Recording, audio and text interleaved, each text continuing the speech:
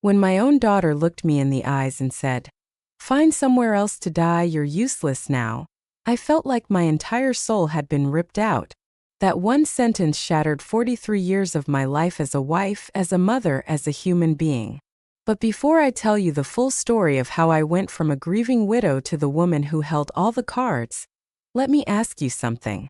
Have you ever been betrayed by the very people you gave everything to? Drop a comment below and tell me where you're watching from, because your voice matters here. And don't forget to hit that subscribe button, because what I'm about to reveal is a journey with more twists than a pretzel factory. And trust me, you don't want to miss a single one. My name is Margaret Sullivan, and 2 months ago, I was a woman defined by my devotion. Devoted wife to Robert, my husband of 43 years. Devoted mother to Victoria, my only daughter, the apple of her father's eye, the child who could do no wrong. I cooked, I cleaned, I sacrificed every dream I once had so that my family could thrive. Robert was the strong, traditional type, sometimes stubborn, sometimes dismissive of my opinions when it came to finances, but never cruel. He brought me flowers every anniversary, held my hand when my mother passed away, and promised me a future where we would grow old together in our home. When he died suddenly of a heart attack at 71, my world collapsed. I thought grief was the worst pain I could experience. I had no idea what was coming next. Victoria swept in during those first days like a vulture in designer shoes. Her voice dripped with sympathy, but her eyes sparkled with calculation. "Mom, you can't possibly manage this big house alone," she told me. "The stairs, the maintenance, all those memories, it's not healthy." At the time, I wanted to believe she cared. But deep down, I should have recognized the shift in her tone. Victoria was always Robert's little princess, adored and indulged, while I was simply the wife. She had Kevin, her ambitious investment banker husband, and 3 beautiful children. She had the perfect suburban life, the expensive cars, the picture-perfect holidays. And she wanted my house. After the funeral, she brought Kevin along for dinners, always armed with glossy brochures for retirement homes. "Mom, these places are wonderful. You'd have people your own age, activities, no responsibilities," she said with fake enthusiasm. But what she really meant was, no inconvenient mother standing between her and her inheritance. For weeks I brushed it off, clinging to the memory of Robert, sleeping in the guest room because I couldn't face packing up our bedroom. But Victoria became relentless. Her kindness was a mask, and behind it was pure greed. The breaking point came on a Tuesday. Victoria showed up with Kevin and 2 large suitcases. Her words were casual but cut deeper than any knife. "Mom, Kevin got a promotion and we need to move into town immediately. This house is perfect for us." When I said, trembling, "But this is my home," her smile disappeared. Coldness flashed in her eyes. "Actually, Mom, according to Dad's will, I inherited everything. The house, the investments, all of it. I've been letting you stay here out of kindness. But it's time for you to find your own place." I felt like I had been punched in the chest. Surely there was some mistake. But she doubled down. "No mistake. Dad knew I'd take better care of his legacy than you ever could. You never understood money. You were just the wife. Just the wife." 3 words that erased my entire life. And then she struck the final blow, the sentence I will never forget. "Find somewhere else to die. You're useless now." That was the moment my story truly began. I packed my life into 2 suitcases and a small box of photographs, 43 years of marriage condensed into luggage that could fit in the trunk of Kevin's shiny BMW.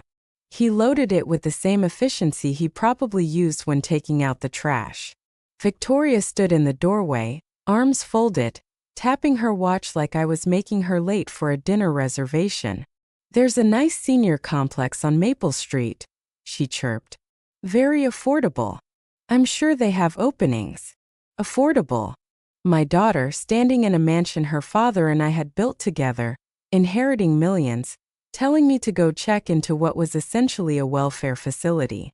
The words stung worse than the cold wind outside as I slid into the back seat of their car. Forced to watch my home. Robert's home, my home. Shrink in the rearview mirror. Every brick, every memory, every birthday party I had hosted for Victoria. Every night I nursed Robert through his illnesses. Every rosebush I had planted in the garden. It all disappeared behind tinted glass. They dropped me at the Sunset Inn, a budget motel with thin towels, thinner walls, and a carpet that smelled of decades of despair. Victoria handed me $200 in cash like she was tipping a hotel maid. "This should cover you for a few days while you get settled," she said coolly. "We'll transfer some money into your account once we sort through Dad's paperwork." My own inheritance, reduced to a vague promise from my daughter. I carried my bags into the room, the door sticking like it didn't want to let me in. The mattress sagged, the lamp flickered, and the air smelled faintly of cigarettes. I sat down and tried to breathe. In less than 3 hours, I had gone from grieving widow to homeless outcast, from matriarch to burden, from mother to discarded relic. I cried until there were no tears left, staring at the box of photos on the nightstand. Our wedding day, Victoria's graduation, Robert holding her first grandchild. Somewhere between sobs, a thought crept in. Robert had been meticulous. He'd shown me his will years ago, pointing out his wishes, explaining everything so that I would never be left confused. And what I remembered was very different from what Victoria had told me. Robert was traditional, yes. Sometimes patronizing about money, yes. But he was never cruel. The man who surprised me with flowers every anniversary, who held me through my mother's death, would not have cast me aside with nothing. That suspicion kept me awake the entire night. The next morning, I used the motel's patchy Wi-Fi to search for Robert's attorney, Harrison Fitzgerald. He had been our family lawyer for decades, the man who handled our house purchase, Robert's business contracts, even our wills. I found his office address downtown and counted out the bus fare with shaking hands. Every dollar mattered now. The bus ride was 20 minutes but felt like an eternity. I stepped into the law office, my heart pounding. Harrison was in his 70s now, silver-haired, glasses perched on his nose, the same kind eyes I remembered from when Robert and I bought our home. His secretary ushered me in, and when he saw me, his face softened. "Margaret, my dear, I was wondering when you'd come in. I tried calling your house, but Victoria said you were traveling." Traveling? That was the lie she'd told him. My chest tightened. "Mr. Fitzgerald, I need to ask about Robert's will." He frowned. "Of course.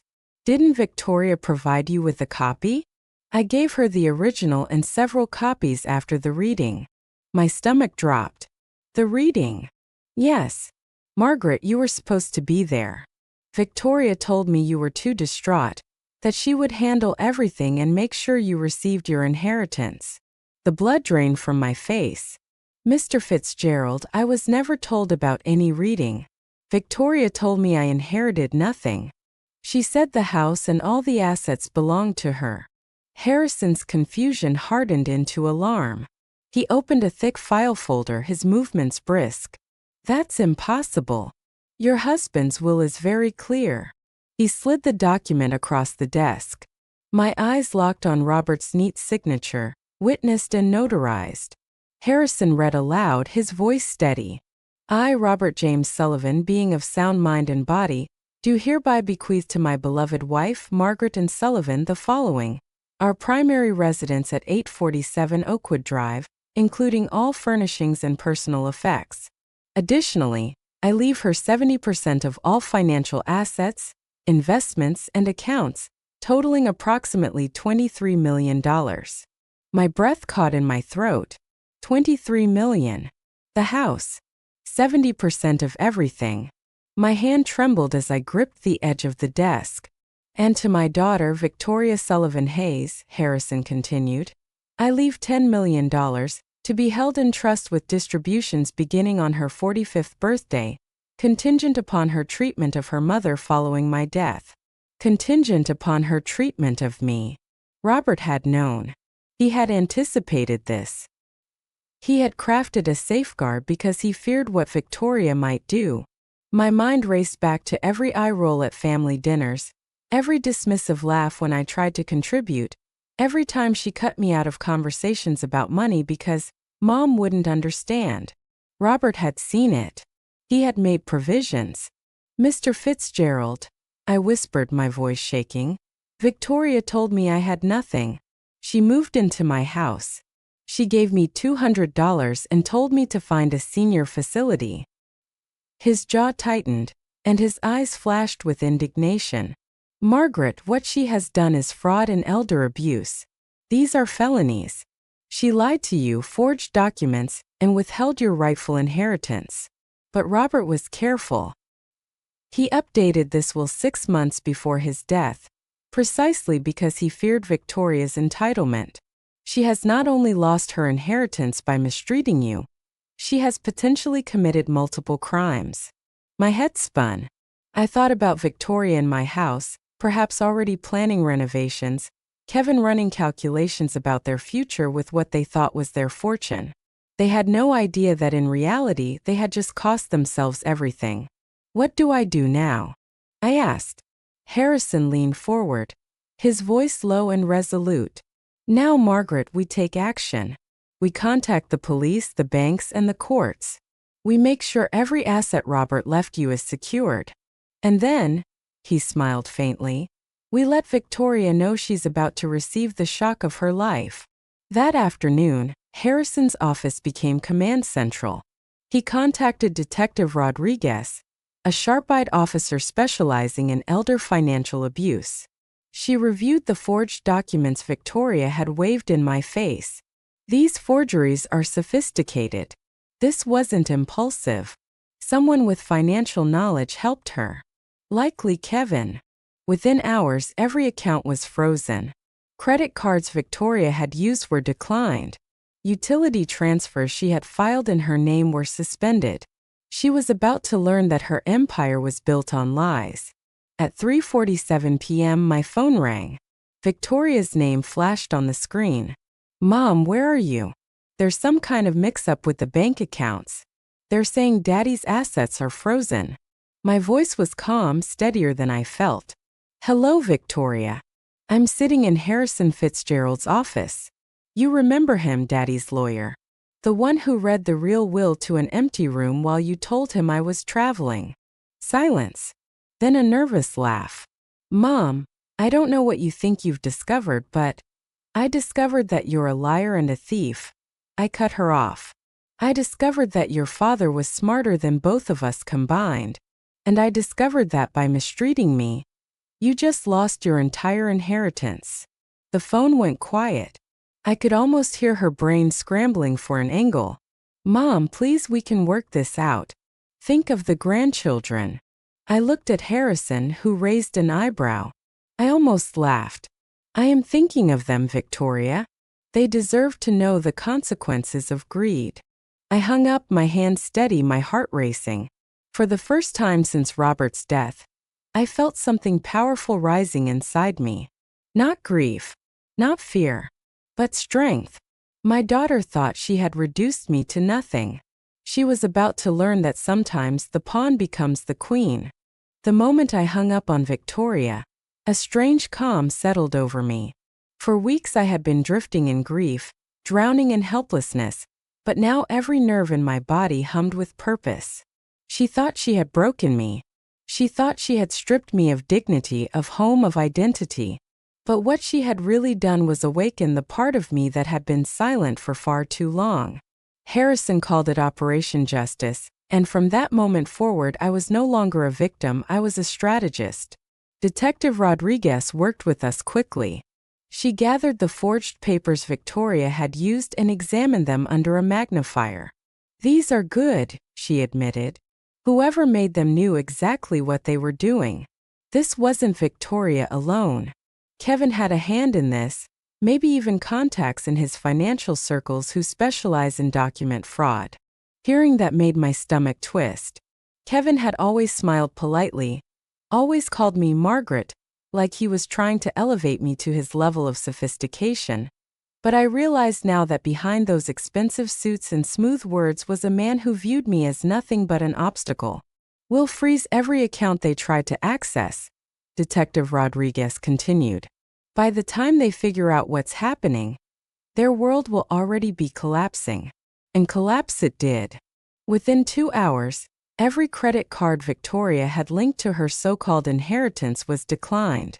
Every utility bill she had transferred to her name was suspended. The illusion of power she had built evaporated like smoke. At 3:47 that afternoon, my phone rang again.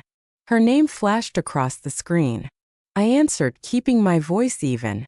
Mom, where are you? Something's wrong with the accounts. They're saying everything is frozen.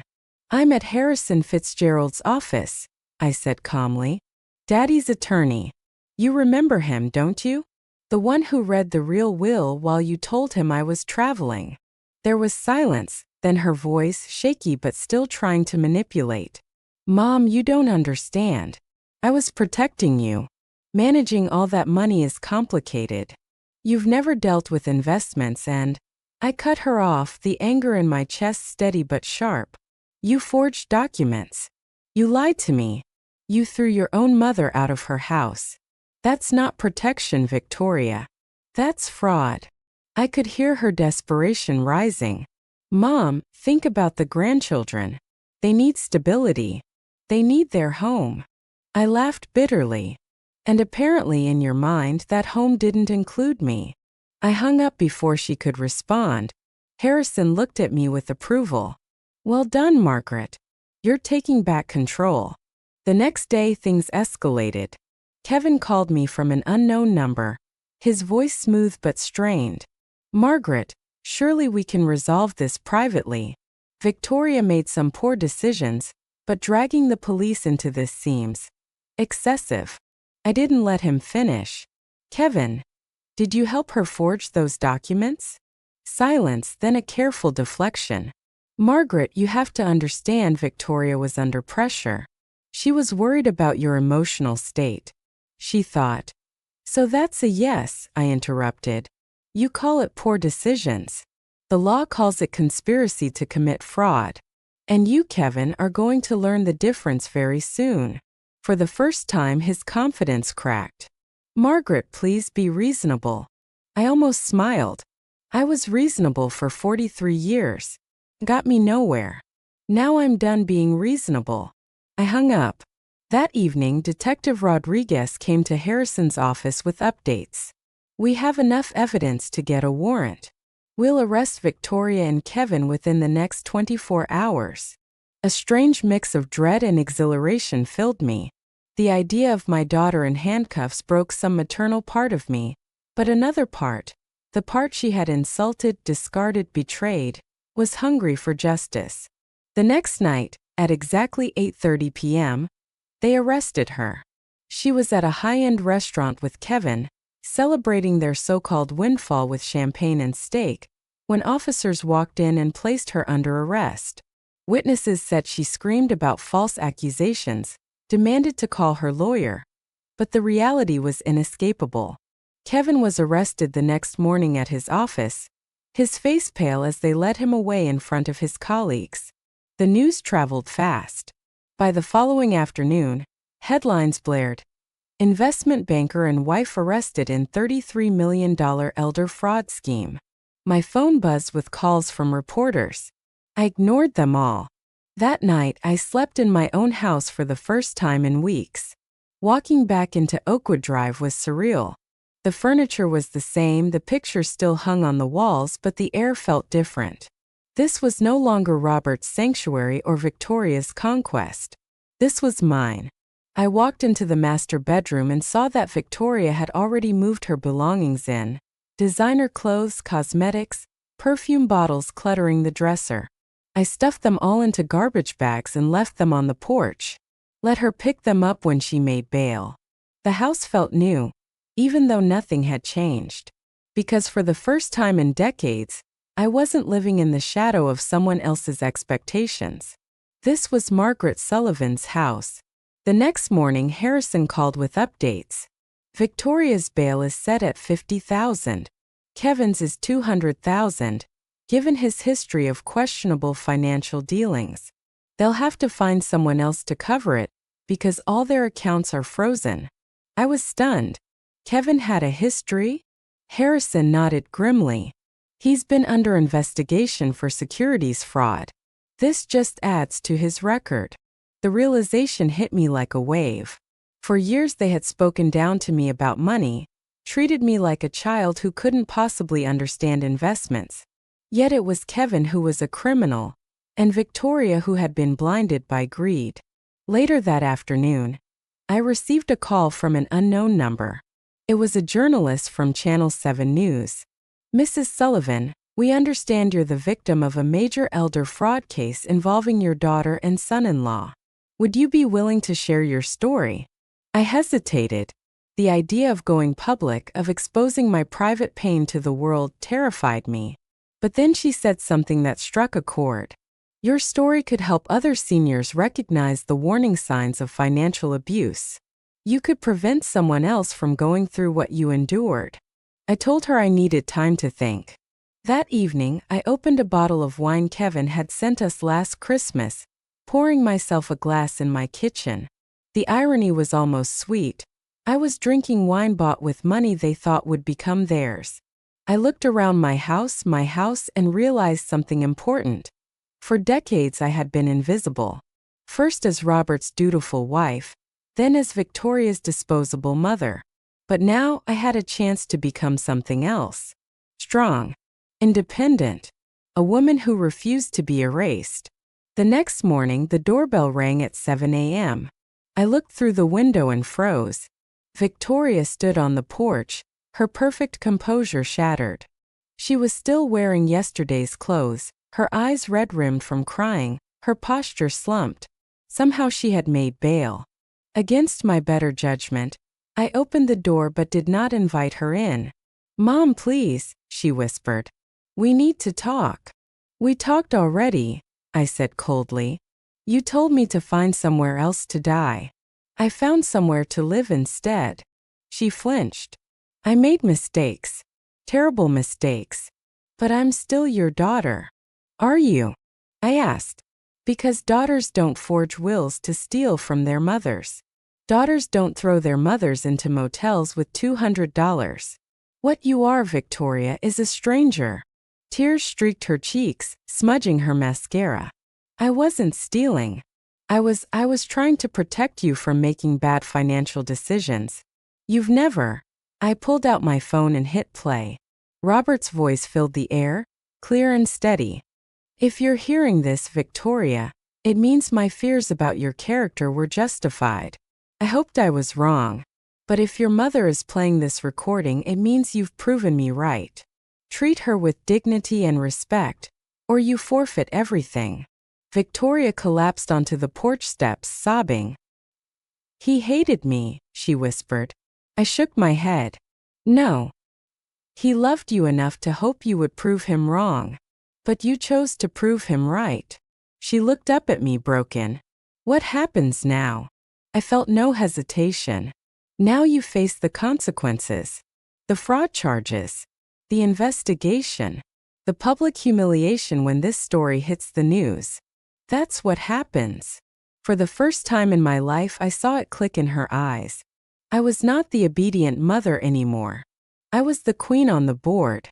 And she was the pawn who had played herself into checkmate. 3 days after Victoria broke down on my porch, I thought perhaps the storm had finally passed. She was in custody, Kevin was behind bars, and the law was doing its work. But I underestimated how far desperation could drive people who had lived their whole lives feeling entitled. It was a quiet Thursday morning when the doorbell rang. Through the glass, I saw a woman who looked like she had stepped out of a high society magazine. Perfectly coiffed hair, pearls around her neck, diamonds on her fingers, a tailored suit that probably cost more than my car. Eleanor Hayes, Kevin's mother. She entered my living room without waiting to be invited, sitting down like royalty, granting me an audience. "Margaret," she said smoothly, "we need to discuss this situation rationally." I folded my arms. "Your son and my daughter committed fraud. That's not a situation, it's a crime." Her smile didn't falter. "Kevin made some poor choices, yes. But prosecuting him? That seems vindictive, don't you think? Vindictive. That word burned.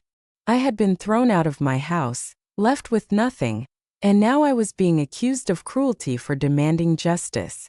Your son helped forge legal documents to steal my inheritance, I said coldly. He threw me into a motel like garbage. Forgive me if I don't find that a minor poor choice. Eleanor leaned forward, lowering her voice. Kevin was following Victoria's lead. He didn't understand the full picture. The audacity stunned me. She was actually blaming my daughter for her son's actions, as if he were a helpless child.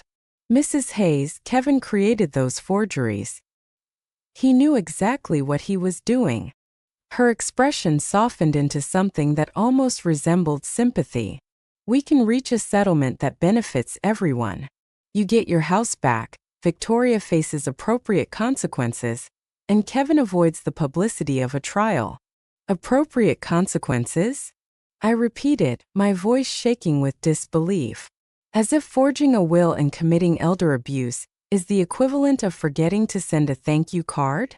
Her smile widened. Kevin's family is prepared to compensate you for your inconvenience.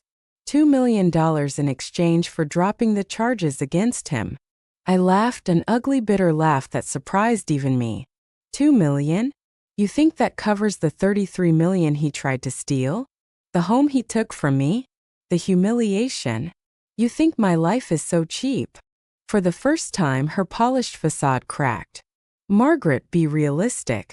Kevin has a career, a reputation. Sending him to prison serves no one. It serves justice, I shot back. Her eyes narrowed. $5 million. Final offer. Walk away with $5 million, let Kevin go free, and we all put this behind us. The amount was staggering. For a brief, shameful moment I considered it. But then I remembered Victoria's words, find somewhere else to die. I remembered the motel room, the sagging mattress, the smell of despair. I remembered every sacrifice I had made that was erased with 3 words. Just the wife. I shook my head. No, Eleanor stood, smoothing her skirt. Very well. But you should know something, Margaret. Kevin's legal team has uncovered interesting information about your husband's business. It would be unfortunate if that became public during a trial. My breath caught. What information? Her smile returned, sharp as a knife. The kind that might make people reconsider who the real criminal in this situation is. And with that, she swept out of my house, leaving the faint scent of expensive perfume and poison in the air. I called Harrison immediately, my hands trembling. She threatened me, I said. She said they've found something about Robert. Harrison was quiet for a moment. Margaret, whatever they think they've uncovered, it doesn't change the facts of Victoria and Kevin's crimes. But, his hesitation chilled me. But could it hurt the case? If they can muddy the waters, yes. If they can create doubt about Robert's character, it could sway a jury. That night I couldn't sleep. Memories of Robert swirled in my head, the flowers, the laughter, the way he used to tuck notes into my purse. Could it be possible that he had secrets I never suspected? At midnight, I went into his study, my study now, and began pulling out files. Robert had been meticulous. Every paper was dated, categorized. But the deeper I dug, the less sense it made. Payments to companies I had never heard of. Consulting fees that seemed absurdly high. Contracts with businesses that barely existed on paper. My heart sank as the pattern emerged. Shell companies. Fictitious partnerships. Money moving in circles that never ended. I called Harrison in the morning. I think Robert was hiding something. He sent over a private investigator, Carol Chan, a sharp-eyed woman with a mind like a scalpel. She spent 6 hours photographing documents, connecting dots, building what she called the real picture. When she finally sat across from me, her face was grim. Mrs. Sullivan, she said carefully, your husband was running a money laundering operation. Millions of dollars washed through his consulting firm over at least 12 years. The words felt like ice water pouring over me. That's impossible. Robert was honest. My voice broke. He was the most honest man I knew. Carol laid out the evidence: phony invoices, fake contracts, payment schedules that lined up with known criminal activities. "I'm sorry," she said softly, "but the evidence is overwhelming. He was laundering money for organized crime." I sat in silence, staring at the floor as my entire marriage unraveled in front of me. 43 years of believing I knew the man beside me, and now I was faced with the possibility that it had all been a lie. Carol hesitated. "There's more. The $10 million Robert left Victoria, that money came directly from laundered funds. If the FBI discovers this, they could seize everything as proceeds of crime." My chest constricted. "Everything? Even the house?" "Yes. Unless." "Unless what?" She looked uncomfortable. "Unless Victoria and Kevin already know. If they cooperate with the FBI, they could negotiate immunity.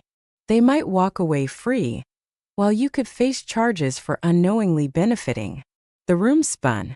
I thought of Eleanor's smug smile. They knew. They had known all along. This wasn't just about greed, it was about leverage. That evening my phone rang again. Victoria's number. Against my better judgment, I answered. "Mom," her voice was steady now, calculated. "We need to meet. There are things you need to know about Daddy that change everything." I closed my eyes. I already know Victoria. I know about the laundering. I know the money is tainted. Silence. Then you know what needs to happen. Kevin's lawyers have been in touch with the FBI. We can negotiate. You keep $5 million in the house.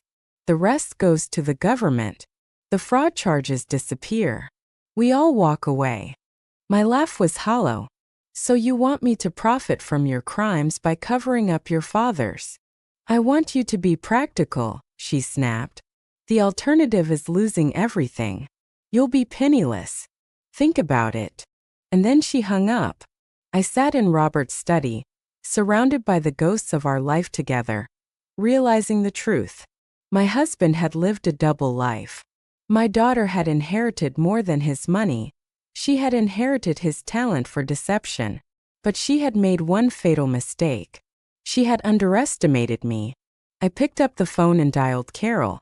"How quickly can you get me a meeting with the FBI?" I asked. Because if my daughter thinks she can outplay me, she's about to learn what happens when the pawn becomes the queen. When I walked into the FBI field office with Carol by my side, I felt like a woman stepping out of her own skin. Just days earlier I had been a widow shoved into a budget motel with 2 suitcases and $200. Now I was about to confess to federal agents about my dead husband's criminal empire and the betrayal of my only daughter.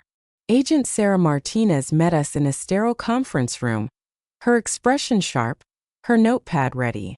"Mrs. Sullivan, do you understand that by coming forward voluntarily you're admitting you may have benefited from criminal proceeds?"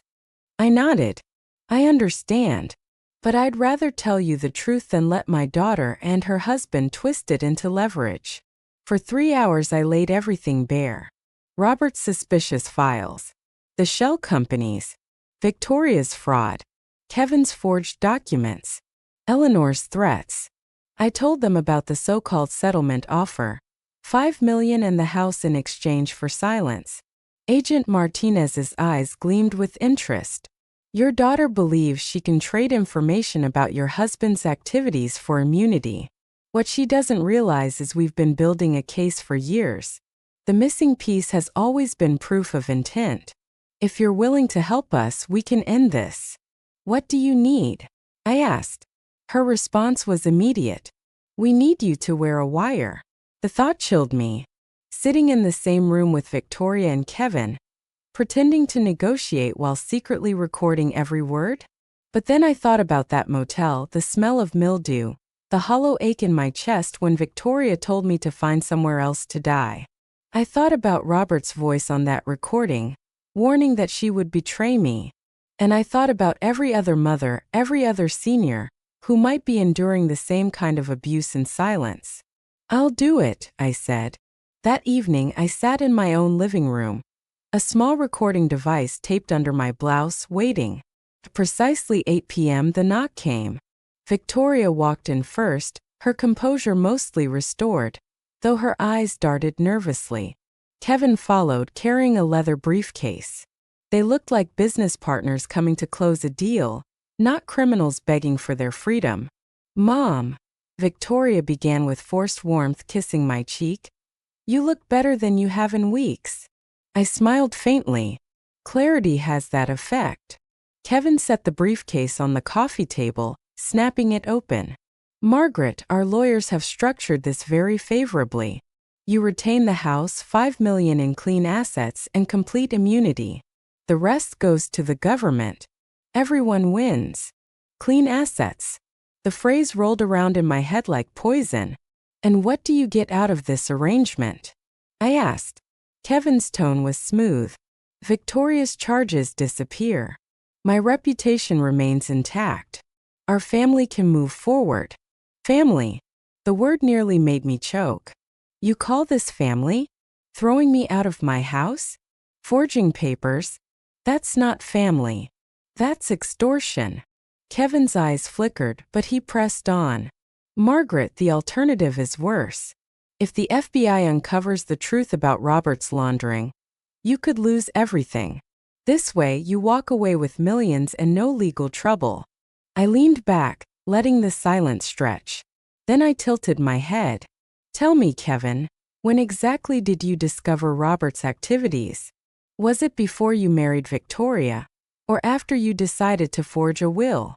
For the first time, he hesitated. "Margaret, I don't think that's relevant."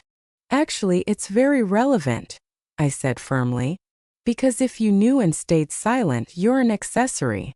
And if you only found out recently, then you built this entire scheme on guesswork." Victoria's mask cracked. "Mom, what are you getting at?" "I'm getting at the fact that you've been planning this for months, maybe years. The forged documents, the sudden discovery of laundering, even your connections to printers who could fake notarized signatures. None of this was spontaneous." Kevin bristled. "This conversation is over." But before he could close the briefcase, Agent Martinez and two other agents stepped through the doorway. "Actually," she said crisply, "this conversation is just beginning." The color drained from Victoria's face. Kevin stiffened, his hands clenching. "Margaret," he hissed, "what have you done?" I looked at them both, feeling the weight of decades lift from my shoulders. "What you never expected me to do." I fought back. The agents moved quickly, confiscating the briefcase, securing their phones. Martinez's voice was steady as she read the charges. Conspiracy to commit wire fraud, elder abuse, attempted extortion. Victoria turned to me, her eyes wide with betrayal. "Mom, how could you do this to your own daughter?" My voice was steel. "The same way you threw your mother into a motel and told her to die.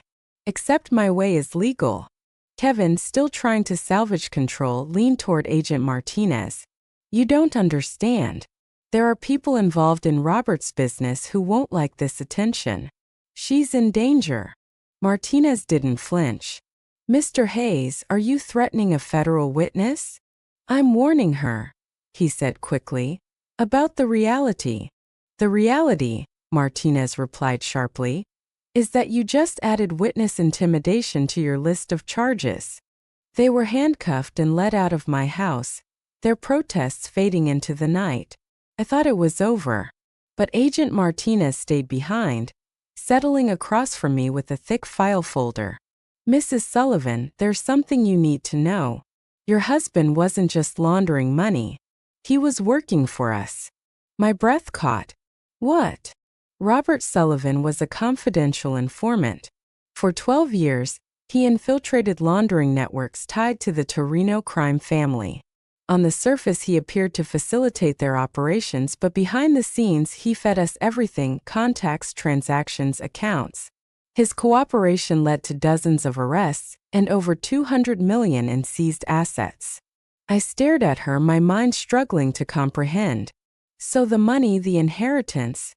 Legitimate, she confirmed. As part of his agreement, he was allowed to keep a percentage to maintain cover. Everything he left you is legal. Victoria and Kevin thought they had uncovered dirt. What they didn't know is that their leverage was worthless.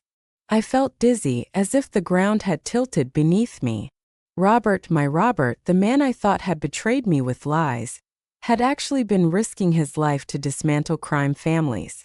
Why didn't he tell me? My voice was barely a whisper. Martinez's gaze softened. Because it was too dangerous. The operation was classified. Even local offices didn't know. He was protecting you by keeping you in the dark.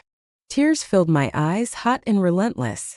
For weeks I had cursed his memory, believing he had left me tainted money, believing my life was built on lies. And now I learned the truth. He had been a hero. A secret hero. And my daughter had tried to weaponize his sacrifice for her own greed. Martinez closed the file. Victoria and Kevin will face federal prosecution. The case is airtight. But you, Mrs. Sullivan, you are safe. And your inheritance is yours. I wiped my cheeks, shaking with relief and rage all at once. Safe, I repeated. Finally safe. That night, for the first time since Robert's death, I slept peacefully. Not because everything was fixed, but because I finally understood the truth. My husband had not betrayed me. My daughter had. And now she would pay the price. 6 months later, I stood outside the federal courthouse, the autumn air crisp against my face, reporters clustering like vultures beyond the barricades. Flashbulbs popped, microphones waved, and I could hear my name shouted from every direction. Margaret Sullivan, the widow who brought down her own daughter and son-in-law in one of the largest cases of elder fraud in the state. The trial had been grueling. For weeks I sat on the hard benches of that courtroom, listening as prosecutors laid out every detail of Victoria and Kevin's scheme. The forged will, the fraudulent utility transfers, the lies told to Harrison, to me, to the courts, and then the recordings, the conversations I had captured while wearing that wire, played for the jury.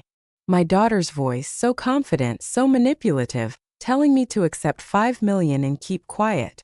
Kevin's smug insistence that he could control everything. When the verdict was read, the courtroom was silent. Guilty on all counts. Victoria sat pale and trembling, her hands twisting in her lap. Kevin stared straight ahead, his jaw tight, the mask finally shattered. The judge's words rang out clear. Victoria Sullivan Hayes, you are sentenced to 18 months in federal prison for fraud and elder abuse. Kevin Hayes, you are sentenced to 24 months for conspiracy and attempted extortion, to run concurrently with your securities fraud investigation. The gavel fell and it was done. I should have felt triumphant, but as I watched the bailiffs lead them away in handcuffs, all I felt was hollow. This was my daughter, my only child. And yet, she had chosen greed over family, lies over love, cruelty over compassion. She had destroyed our bond long before the judge pronounced her sentence. The weeks that followed were a whirlwind. News stations covered the case relentlessly. I was invited to interviews, panel discussions, advocacy events. The mother's revenge, one headline declared. Another called me the queen who checkmated her own family. The attention was overwhelming, but I realized something important. My story could serve a purpose. So I created the Margaret Sullivan Foundation for Elder Protection, using $15 million of my inheritance to fund legal aid for seniors who had been financially exploited by their families. We hired lawyers, counselors, and advocates. We sponsored legislation to strengthen protections against elder abuse. And slowly, the shame I had carried, the shame of being discarded by my daughter, transformed into strength. People stopped me on the street, thanking me for speaking out. One woman in her 70s hugged me with tears in her eyes, whispering, "My son took everything. I thought I was alone. You gave me hope." That was worth more than every dollar in the world. At home, I began to rebuild my life. I renovated the house, not in the way Victoria had planned with her wine cellars and marble kitchens, but in ways that made it truly mine. Robert's old study became my art studio, sunlight streaming through new windows onto canvases I filled with color. The kitchen was redesigned into a warm, welcoming space, not for show but for comfort. Every room reflected me, Margaret, not just the wife, not just the mother, but the woman who had survived and emerged stronger. Netflix reached out, wanting to turn my story into a limited series. At first I resisted, but then I thought about how many more people could learn from what had happened to me. I agreed on the condition that all proceeds went to the foundation. The working title was The Mother's Revenge, an American crime story. My face was no longer that of a victim. It was the face of resilience. And yet, even in the midst of my newfound strength, the ghost of Victoria lingered. She wrote me letters from prison, 17 in total. I read the first few. They ranged from desperate apologies to manipulative excuses. "I only did it for you." Kevin pressured me. "You don't understand how hard things were." But every word felt hollow, like the rehearsed lines of someone who still didn't grasp the gravity of her betrayal. Eventually, I stopped opening them. I realized that forgiveness was not something she could demand. It was something she had forfeited. Sarah Chun, my new financial advisor and Carol's sister, often asked if I wanted to reconcile. People change, Margaret. Even people who make terrible mistakes. But I shook my head. Some relationships break beyond repair. She didn't just betray me once. She betrayed every sacrifice I ever made for her. That doesn't wash away with a few letters. The grandchildren were another matter. They were innocent. When they grew older, they would learn the truth, not the sanitized version Victoria would want them to hear, but the real story. I would tell them myself if they asked. They would know why their mother went to prison, and they would know that choices have consequences. One morning, as I sipped coffee in my sunlit kitchen, the doorbell rang. It was Sarah, holding a leather portfolio filled with reports. "Your portfolio is performing well," she said, setting it on the table. "The foundation is stable. The scholarship fund you established for seniors returning to education has already awarded its first grants." I smiled, a warmth spreading through me. "Robert would have liked that," I murmured. But then I corrected myself. "No, I like that. This is my vision now." Later that day, I walked through the house, running my hands along the walls I had painted, the furniture I had chosen, the art I had created. For the first time, it truly felt like home. Not Robert's home. Not Victoria's ambition. Mine. In the studio, I uncovered my latest painting. A self-portrait. A woman standing in sunlight, her face turned toward the future, her eyes steady. She looked nothing like the grieving widow who had packed 2 suitcases in a motel. This woman looked powerful, independent, unafraid. She looked like someone who had learned the greatest truth of all. The best revenge is not getting even. It's becoming everything your enemies never thought you could be. And so when people ask me if I regret it, turning in my own daughter, watching her go to prison, cutting her out of my life, I tell them the truth. I regret that she made those choices. I regret that greed consumed her. But I do not regret standing up for myself. Because family is not DNA. Family is the people who protect you when you are vulnerable, not the people who exploit you for profit. And I will never again allow anyone, daughter, husband, or anyone else, to define my worth. That is the legacy I choose. That is the life I am building. And if you watching this have ever been made to feel worthless by the people you trusted most, let my story be proof. You are stronger than they think. Drop a comment below and tell me your breaking point.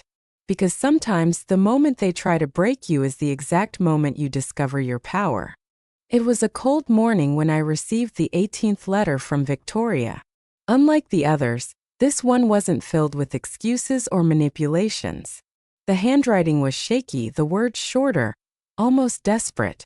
"Mom, I know I've lost everything. I know I betrayed you. But please, I need to know. Am I still your daughter?" I held the paper for a long time, staring at the ink smudged with what might have been her tears. Part of me wanted to rip it to pieces. Part of me wanted to clutch it to my chest and grieve for the child I once cradled in my arms. But in the end, I set it down on the table and walked away. Because the truth was simple. The moment she told me to find somewhere else to die, she stopped being my daughter in every way that mattered. I had spent my life bending, sacrificing, tolerating, forgiving. But forgiveness without accountability is just enabling. And I was done enabling. Months passed and life found a new rhythm. The foundation grew, our advocacy work gaining traction. Seniors across the country reached out, thanking us for helping them fight back against children, spouses, or relatives who saw them as walking bank accounts. I became a voice for them, not because I wanted fame but because I wanted justice. And every time I stood on a stage or gave an interview, I thought of Victoria. How she had tried to silence me, erase me, reduce me to nothing. And how, by doing so, she had given me the greatest gift of all, the chance to rise. Victoria tried again, through her lawyer this time, a request for supervised visits with her children once she was released. My response was clear. When they are old enough, they will decide if they want a relationship with you. Until then, they will not be used as bargaining chips. I knew that answer would wound her, but it was necessary. Actions have consequences, and part of those consequences is losing the right to control narratives, to hide behind innocent faces. One evening, as I painted in my studio, the phone rang. It was Sarah Chun. Netflix finalized the dates, she said. Filming starts next month. They want you to appear in the first episode, telling your story in your own words. I laughed softly. My own words. For so long I had none. That night I stood at the window of my house, and watched the sun set behind the trees Robert and I had planted decades ago. I thought about him, about the man I had doubted, the man whose secrets nearly destroyed me, but whose hidden courage had saved countless lives. I whispered into the fading light.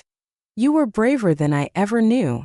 Then I thought of Victoria, and for the first time I didn't feel rage or grief. I felt clarity. She had chosen her path and I had chosen mine. Our roads might never cross again, and that was okay. Because sometimes survival means letting go, even of the people you once believed you could never live without. Months later, at a conference on elder rights, a woman in the audience raised her hand and asked me, Margaret, do you ever regret it? Turning in your own daughter? I paused, letting the silence settle. Then I answered, I regret that she forced me to choose. I regret that greed turned her into someone I couldn't recognize. But I do not regret saving myself. Because if I hadn't, I would have lost everything, including who I am. Sometimes the bravest thing you can do is stand up to the people you love when they're the ones hurting you. The applause that followed wasn't for me alone. It was for every person who had ever been made to feel small by family, for every soul who had been told they were useless. And as I walked off the stage, I knew my story was no longer mine alone. It belonged to everyone who had endured and survived. That night, back in my studio, I finished my painting. A woman standing tall, her face turned toward the light, her eyes unflinching. She was me, but also every person who had ever refused to be erased. And when I signed my name at the bottom, I smiled. Because this was not the end of my story. It was the beginning of the life I had claimed for myself. So if you're listening now, wherever you are, I want you to remember this. The people who try to break you are often the ones who fear your strength the most. Don't let them define you. Don't let them silence you. Rise even if it means rising alone. Because when the pawn becomes the queen, the game changes forever. And now I want to hear from you. Have you ever reached a breaking point with family? A moment where you realized you had to choose yourself over their betrayal? Share your story in the comments below. Your voice could give someone else the courage to stand up. And don't forget to subscribe, because there are more stories like mine, stories of betrayal, survival, and revenge that turn pain into power. This isn't just my victory.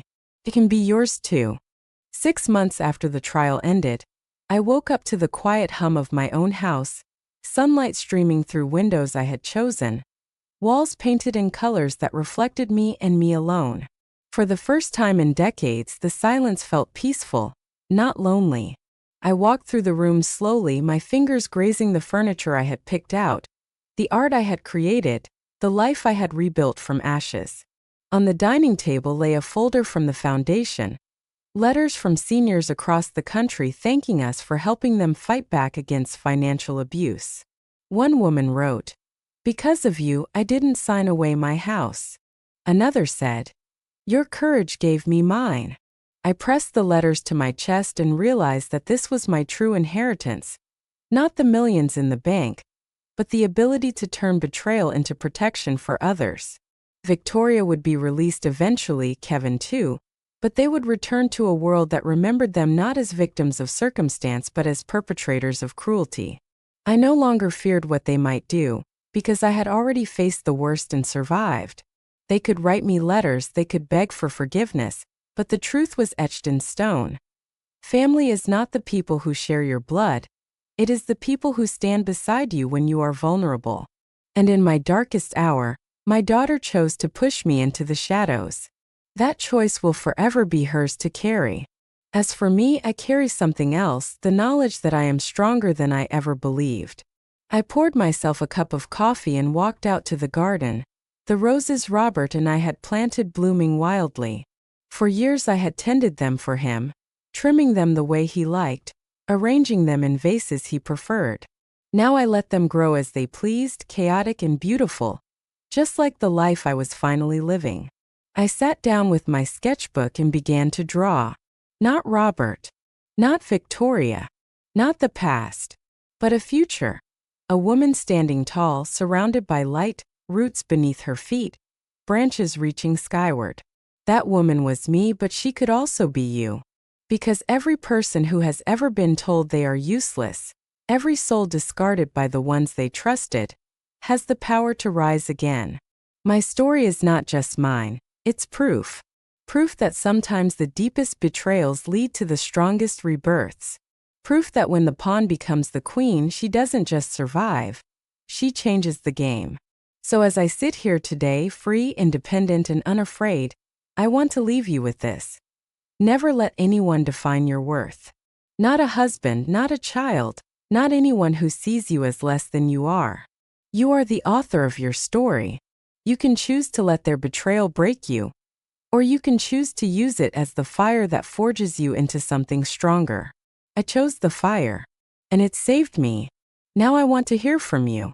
Have you ever faced betrayal from the very people you thought would protect you? Have you had to choose yourself even when it meant walking away from family? Share your story in the comments below. You never know who needs to hear it. And if my journey has shown you anything, let it be this. You are never too old, too weak, or too broken to take back your power. Don't forget to subscribe, because there are so many more stories of pain turned into power. Stories that remind us all that the end of one chapter can be the beginning of everything. Thank you for listening, for sharing, for standing with me. This is Margaret Sullivan, and this is not the end. It is the start of the life I chose for myself.